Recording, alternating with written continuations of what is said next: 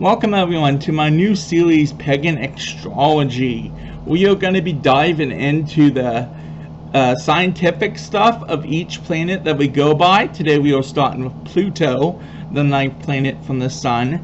And yes, us pagans and myself included believe that Pluto is that of a planet because it does relate into all religions' beliefs, especially the Roman and Greek pantheons.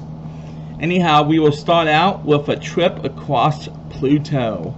I hope you enjoy the ride. Here we go, guys.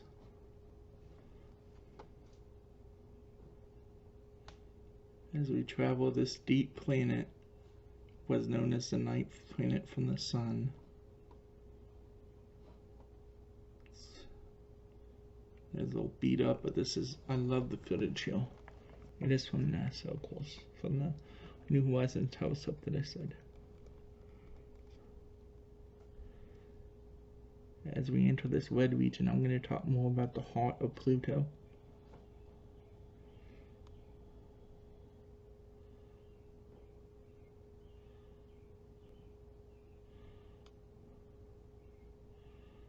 There's icy, snowy mountains.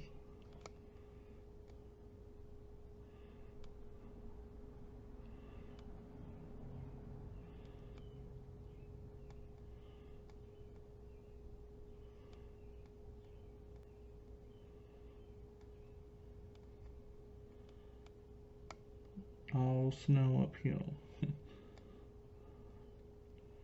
We would never be able to survive on the planet though. We would be dead in 3 seconds by standing on Pluto with no protection.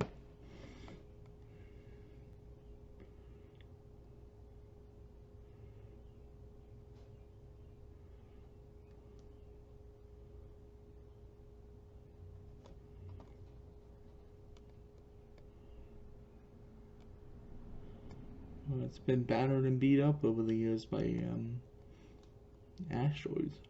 Pluto does have an atmosphere, but a very thin one. Here we go, guys. Yeah, that was pretty cool traveling over Pluto there.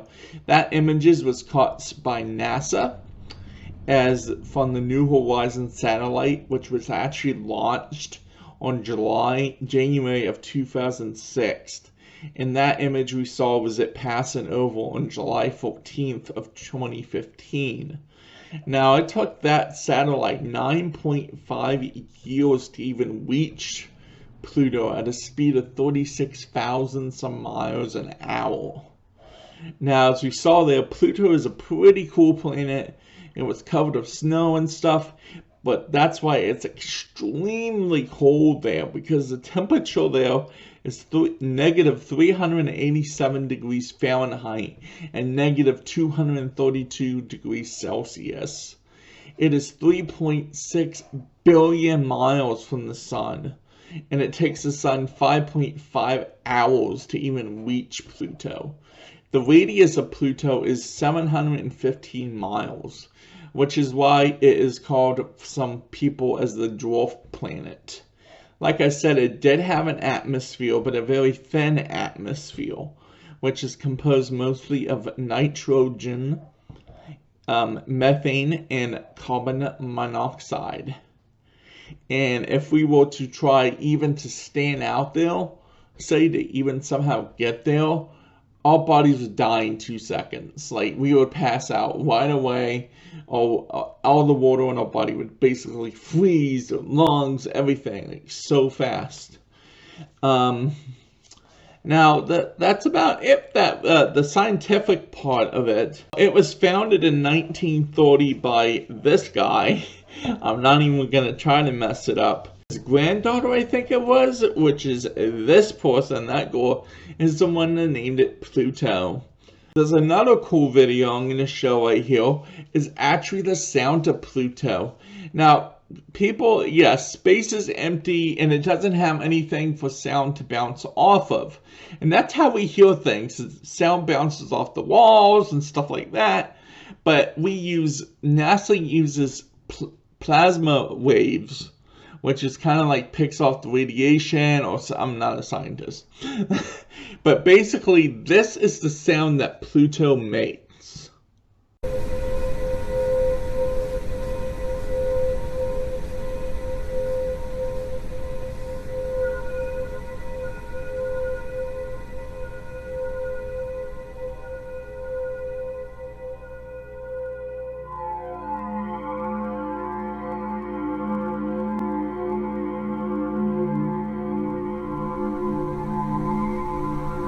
That sound is a little spooky to me, but it's also kind of cool to be able to see, kind of like hear what the planets sound like. But now we're going to go on to the moons. Pluto has 5 moons: Charon, Hydra, Corbless, Nyx, and Styx.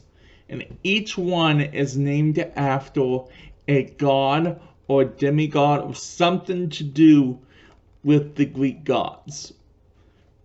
The first moon we're going to talk about here is Charon. And how does Charon relate to the pagan tradition? Charon is the person who grants you passage to cross the river Styx to the afterlife. And the people used to put coins in people's eyes to pay Charon for his services. And if you did not have the coins, it would say that you will forever stay at the river Styx. Never be able to cross. Now we move on to the moon Hydra. Hydra is the Greek mythical creature that has 9 heads. And it says when you cut one head off, 2 more grew back in its place. And Hydra is actually an animal related to god Poseidon. Now the moon Corbless is actually named after the Greek dog Cyprus. As I said before, Cyprus is the 3-headed dog of Hades. It is Hades' favorite pet. It is his babies. And they guard the gates of the underworld. Now we travel to the next moon, Nyx. Nyx was the primordial Greek goddess of night. The last moon is Styx. Styx was the Titan goddess of Oceanus and Thyris. A lot of people relate Styx to the river Styx, but the river Styx is actually named after her because she is in charge of Styx. Since we have now finished with all the scientific stuff, the naming of the moons and who were the moons named after, you know, and all that, I want to take, I did say I was going to talk a little bit about the heart of Pluto. If you saw there, Pluto actually, they just got images from it, and it has a big heart. And people are thinking, you know, Pluto is, or Hades is evil a lot of times, but it's kind of funny because it has a heart on that planet. And some people related to the science that I gave, I'm going to say, do I believe in alien life, that life could survive on that planet? Human life, no, we couldn't survive. Like I said, we would last like 2 seconds out there. But a lot of people think of aliens as like a humanoid alien or Hollywood and stuff.